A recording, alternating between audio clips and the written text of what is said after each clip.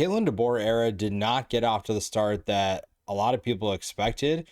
But also, if you took a step back, you kind of realize that it was always going to be difficult to replace Nick Saban. And now I think people are starting to realize that.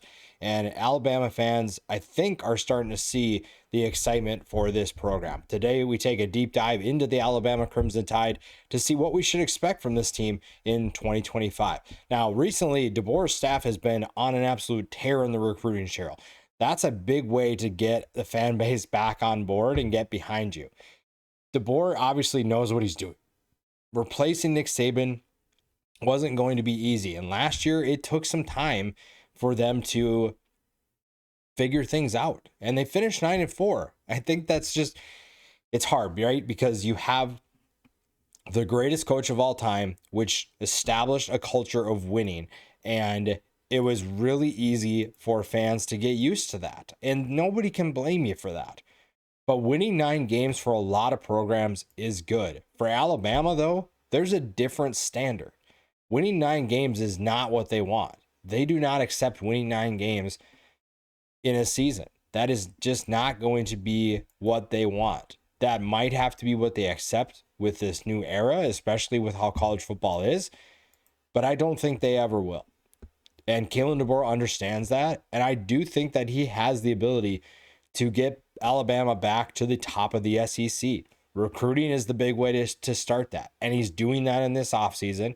He's doing that with bringing in the right guys via the transfer portal.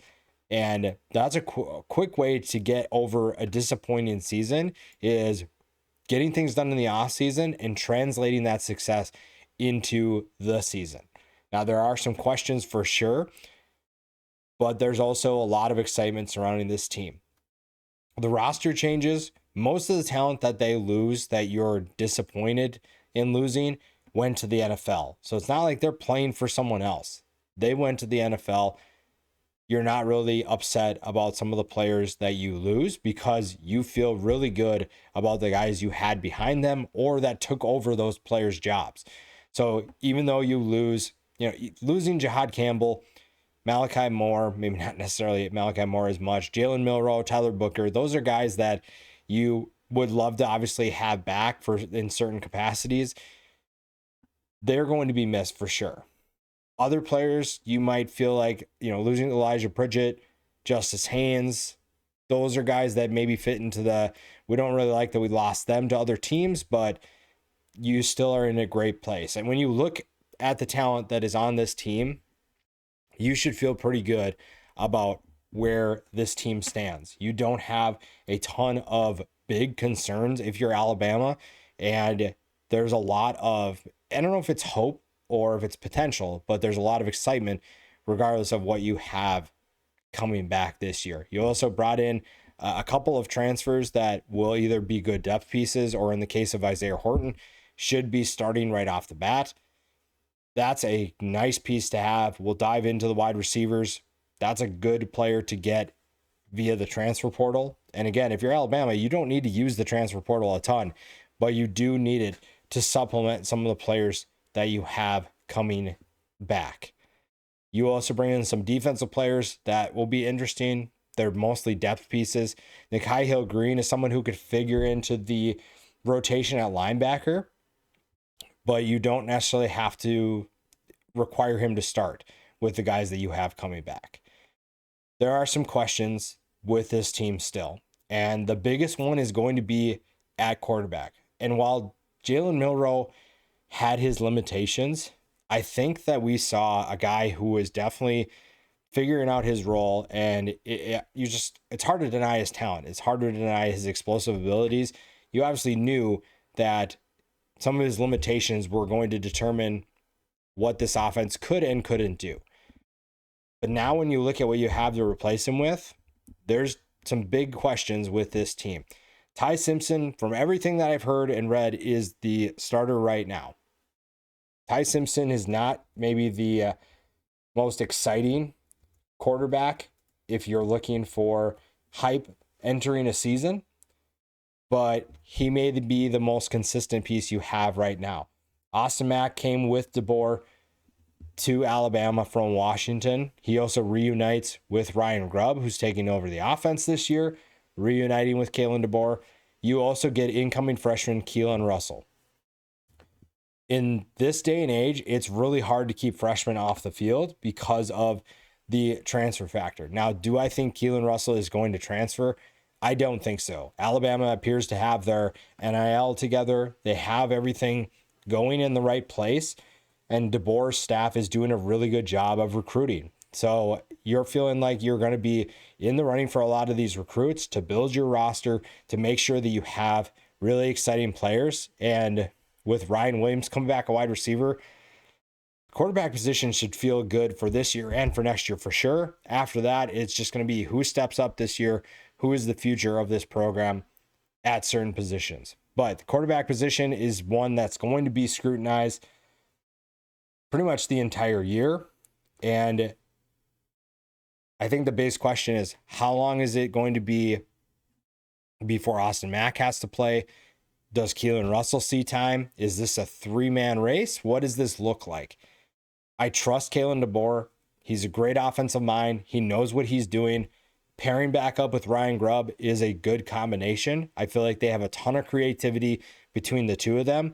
And it's just going to come down to how they get certain players involved. How do they get certain looks? And how do they create mismatches for the talent they have? Now, the quarterback position is going to be a big question mark for the time being, but you can at least supplement that. You can complement that with other things.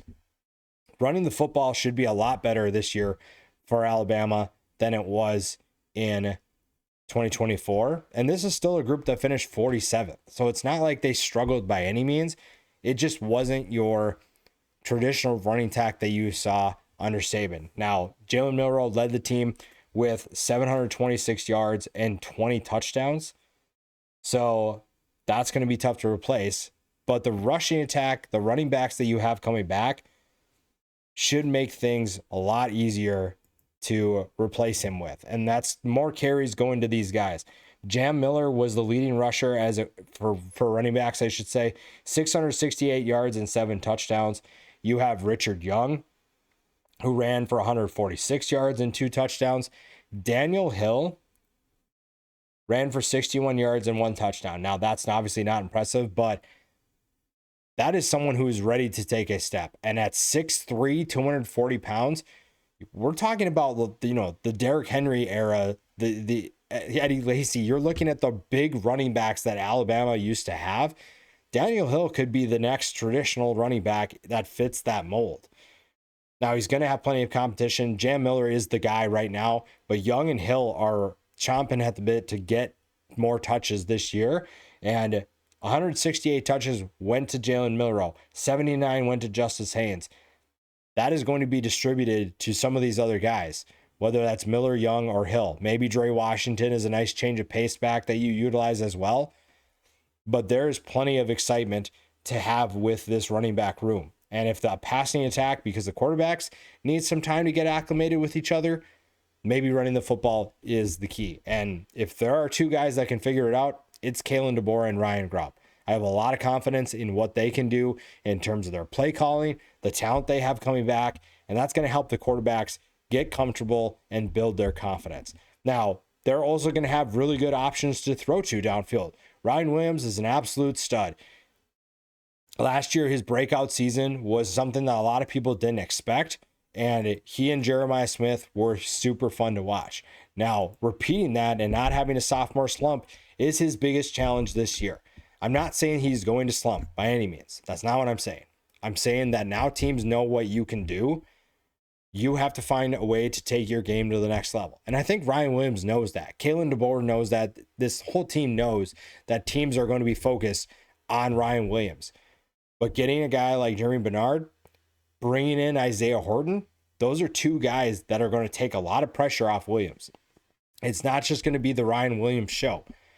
Now, Ryan Williams could very well be the top receiver for this team once again. But Bernard had 794 yards and 2 touchdowns last year. Williams, 865 and 8. Isaiah Horton is a phenomenal player who was stuck in a deep Miami receiver room. And now he gets a chance to be one of the guys that's going to have a big time impact. Now, where you might have concerns behind them is the depth. Who is going to be the guy that steps up as the fourth or fifth best option? Someone like Jalen Hill has all the talent in the world, but can he get into the rotation? Derek Meadows, Rico Scott, Cole Adams, Jalen Mbakwe, Latsier Brooks. You have plenty of options at wide receiver, but who is going to be that guy? Josh Cuevas is a tight end that had the next best receiving yards behind Williams and Bernard. That's returning this year, but he only had 218 yards and 1 touchdown. You need to find someone that's going to be reliable. Ty Simpson is going to need time to get comfortable in this offense. The glimpse that we saw of Ty Simpson last year was not great. So it's going to take some time for him to get comfortable with the guys he's throwing to. But I like the talent they have coming back. I like what this group can be. And part of it is that, you kind of just default certain coaches, certain talent under certain coaches, I should say, to be solid. And with Kalen DeBoer and Ryan Grubb, not just because they know what they're doing, but they're going to dial up plays that make it easy for Ty Simpson or Austin Mack or Keelan Russell to make throws. They're going to make it easy for their quarterbacks to make plays. So if you're having concerns about the depth, I think Alabama fans can lean on the fact that DeBoer and Grubb know what they're doing, and that's going to help this group, even if they have struggles early on.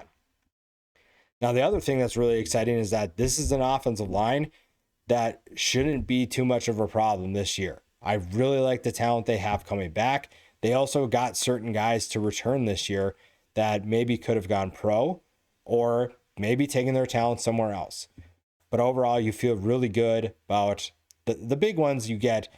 Parker Brailsford is an elite center. Having him back, especially with a new quarterback, is a huge return for this team. That is a guy who is going to be another leader on this offense. He's going to help the quarterback get acclimated to what the plan is, to what's going on in front of him. Having him back is huge. You also get Jane Roberts right next to him. That's another big piece to have coming back. Same thing with Caden Proctor. Those are 3 guys that you know are going to be good and you have a lot of confidence in. The other 2 guys, though, aren't bad at all. Gino Vandenmark is someone who doesn't get as much attention as the other 3 guys, but he is someone who has a bright future. Wilkin Formby is another guy that is going to be part of this group as well and is just going to probably fly under the radar, which seems weird to say with anybody on Alabama, but the Tide have so much talent that some of these guys are just not going to get attention unless they're struggling. I don't see this group struggling a ton. I think that this is a very good group. Brailsford is the leader of that group. Proctor and Roberts are 2 guys that are going to be playing on Sundays as well. And the depth behind them is in a pretty good place. You bring in Cam Dewberry from Texas A&M.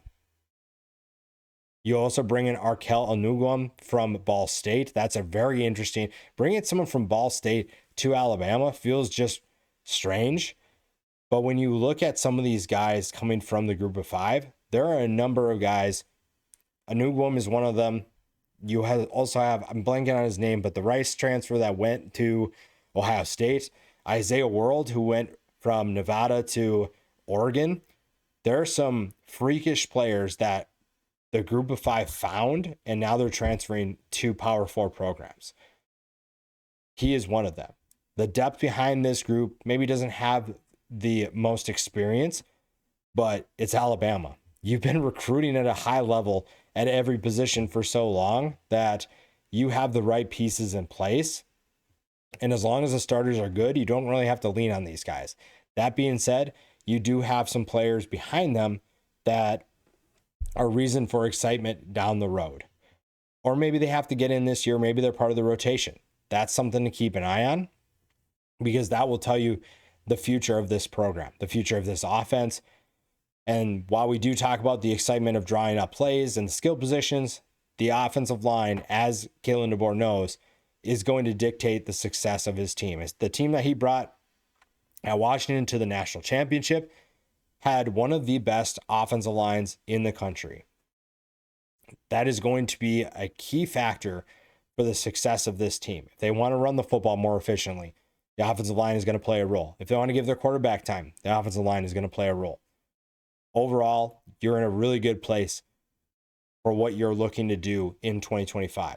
The defense should also play a role in that. Kane Womack is going to be a really fun defensive coordinator to keep an eye on, mostly for what he can do with this defense, but also he's going to have coaching opportunities, head coaching opportunities after this year. If he can get his team to continue the success they saw in 2024, he's going to be someone that's high on people's radar in 2025 and 2026. Everything starts up front, though. Now, this is a group that has plenty of talent, but can they be disruptive? Can they be a major problem for offenses in the SEC? Playing in the SEC is not easy. Everybody knows that. Alabama is very familiar with that. But LT Overton is going to take on a different role this year in terms of a leader, in terms of what he can do in terms of production. But he is someone who has tremendous talent to be able to get on the edge and make big plays, to be disruptive, force offenses to shy away from his side, and almost take away that part of the field. And with the secondary that this group has coming back, if the defensive line can do their part, throwing against the tide is going to be nearly impossible this year. James Smith is a player who was experienced as a young player with this team, and now he's, I don't know if I can call it a junior, a veteran, but he is someone who has great experience, has really good size. Same with Tim Keenan. Keenan's a veteran with this group as well, a guy who's going to get everybody up to speed, especially an incoming transfer like Kelby Collins. So you have guys that are in the right places to continue producing, to get the new faces up to speed as well. So how do you get Collins up to speed, get him to understand what this defense is going to do? You have the right talent coming back. And Overton's a former transfer as well from Texas A&M. So he is someone that can help Collins. Hey, I went through this. This is what you're going to do here. Here's kind of what we need to get done. The talent behind them is just like any other position. Maybe not the best depth, but the talent is there. And if you're going to trust a team purely based off the talent to step up and produce, it's going to be Alabama. Alabama has been doing this for a long time. And yes, Nick Saban is gone. We all know that. But you have a ton of talent that is coming back to campus to make sure that the success continues and that you can take that step forward in 2025. Now, Overton is going to be the biggest producer for this defensive line. 42 tackles for him last year, 3 tackles for loss.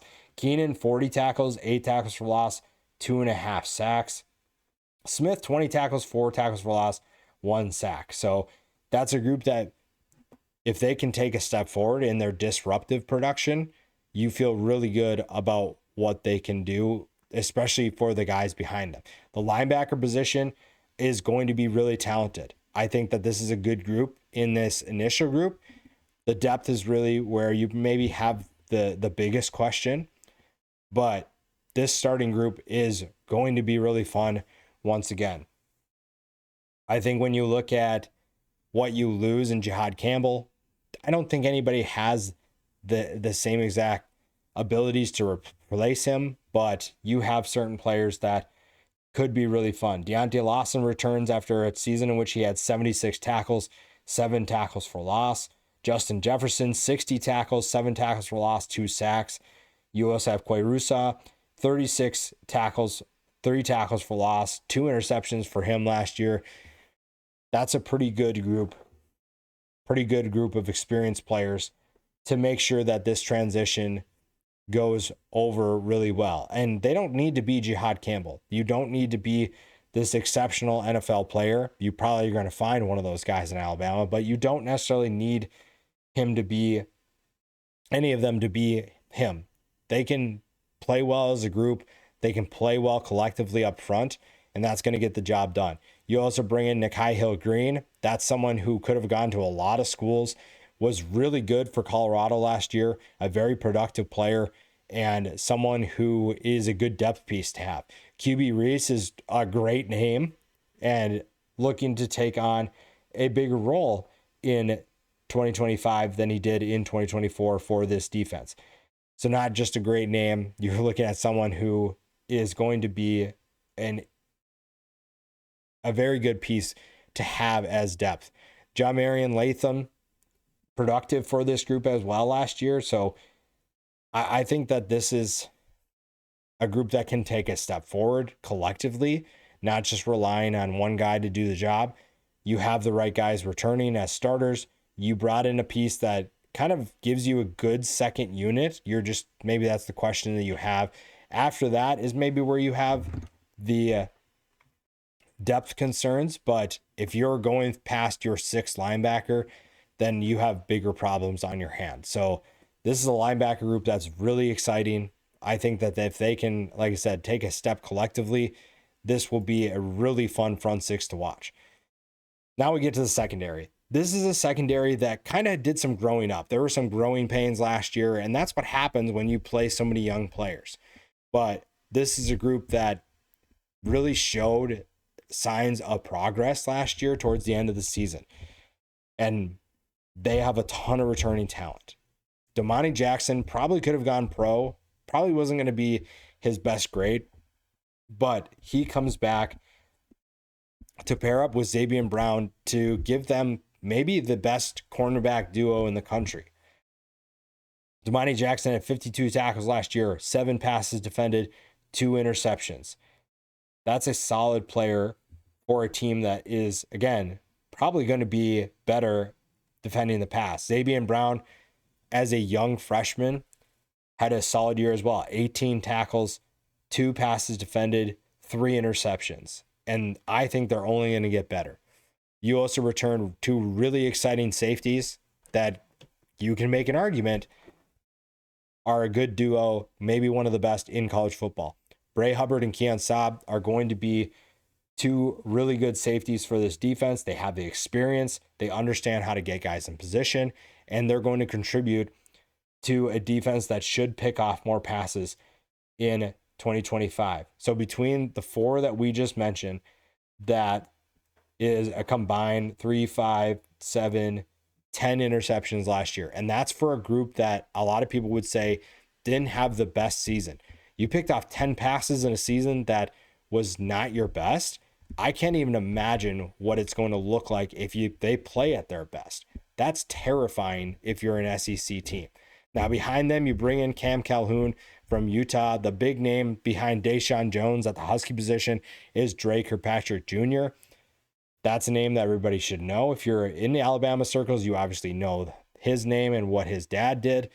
You also have Xavier Mincy, Cameron Howard, Dijon Lee, Red Morgan. Deep group, talented group. And again, this is a group that didn't have their best season and did what it did last year.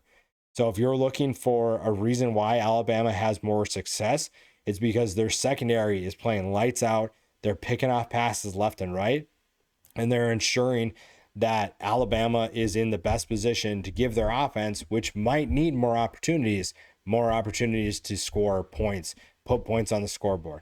The defense has all of the talent in the world. I think they have the right pieces in place, and that secondary is definitely one worth watching.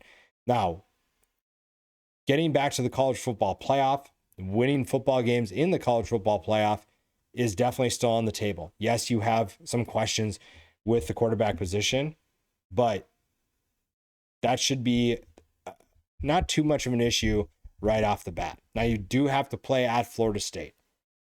That's obviously going to be a very interesting matchup, but it's Alabama. They should very much still be the better team, even despite Thomas Castellanos' comments about Nick Saban not coming in to save them. That's a statement game that Alabama didn't realize was probably going to be a statement game. To be able to show that, yeah, we don't have Nick Saban, but Kalen DeBoer's got it locked down. That's a great way to start your year. ULM, not worried about that. Wisconsin, I want to say the same, but Luke Fickell is going to be coaching for his job. Maybe they give them a little bit of a tougher test than people realize. That's still a game that Alabama shouldn't have any problems with. The only way that is tougher is if they're caught looking ahead to 2 weeks from then. They do get a bye week after Wisconsin before they go to Georgia. Playing in Athens to play the Georgia Bulldogs is a big game, but you can't look past Wisconsin to get to that point. Wisconsin will give you a run for your money if you're not careful. But again, that's a game that even if that happens, Alabama should win. But if you're going to handle business and show that you are going to be able to win at a level that Nick Saban had, taking games one by one and showing that you can focus is a big one. Then, regardless of what happens in the Georgia game, you have to find a way to avoid an upset again against Vanderbilt. Now, this is where I think that Alabama is different this year because they're going to be locked in. They have too many big games early on to not be locked in. They'll be locked in for Florida State. They'll be locked in for Wisconsin. They'll be locked in for Georgia, obviously. The true test is, say that they win those first 4 games. They're 4-0. There's going to be a lot of excitement, a lot of buzz surrounding this program. And Vanderbilt comes to town. Now, Vanderbilt upset Alabama last year. This team should be able to lock in and take care of business. Ryan Williams already said what they're going to do to Vanderbilt. And I think that that's a good way to see how focused this team actually is.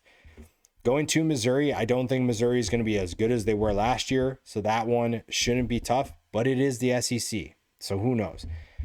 The Tennessee game is probably kind of similar to that, where they probably won't be as good as many people think because of the roster turnover. The problem is that you have to focus on that game before you go to South Carolina. So there are plenty of tough games. It's also that there are potential trap games if Alabama's not dialed in. There are multiple opportunities for them to slip up against an inferior opponent because they're maybe looking ahead to an opponent that's on their level or above them. That's really the true test of how good this team is going to be, is how do they treat each week? Are they really focused on that opponent, or are they looking ahead? You get a bye week to start November. Then you go LSU, Oklahoma, Eastern Illinois, all at home before finishing with a road trip to Auburn. 3 of those 4 games are tough. So when you look at what this team can do, winning 9 football games might be challenging once again. It's the SEC. It's going to be tough. I don't think that is 9 wins is not the ceiling for this team. I think that they are very capable of, I don't know, I wouldn't say that they'll go undefeated, but I think that they can win 10, 11 games. I think that's definitely on the table. I think that's a possibility, but it's going to be hard. Georgia is a tough team, obviously. South Carolina is going to be good. LSU is going to be good. Playing at Auburn is always going to be tough. But if you're Alabama, the offseason momentum that you've built, what Kalen DeBoer is doing should build your excitement for the future. And if you look at this year and see what this team is capable of, there are certain positions that have to sort themselves out, quarterback being one of them. But if they do that, they're going to take the momentum they have from off the field and this offseason and apply it on the field in 2025.